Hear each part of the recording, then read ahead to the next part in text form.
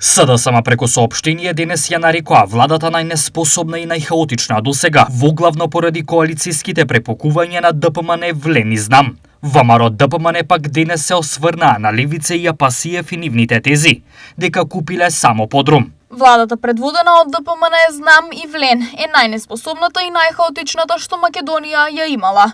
Додека ДПМН знам и влен се занимаваат со внатрешни пресметки и коалицијски кавги, институциите се уриваат пред очите на граѓаните. Системот е на работ на колапс, а владата функционира како неорганизиран картел. Повеќе фокусирана на тоа кој ќе земе повеќе, отколку на тоа како да се решат проблемите на народот. Граѓаните секој ден гледаат наместо работа партиски препукувања, наместо резултати скандали, наместо политика на народот тивки борби за тендери и функции. Соопштија од СДСМ. Фотографиите кои ги видовме од деловниот објект јасно се гледа дека не е само подрум во прашање, туку и високо приземје.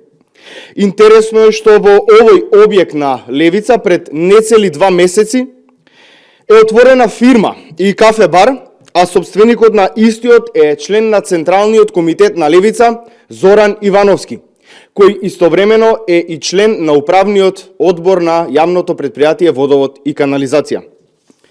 Ова е извадок од тековна состојба од која се гледа дека адресата на фирмата на Ивановски е во дуќанот на Левица.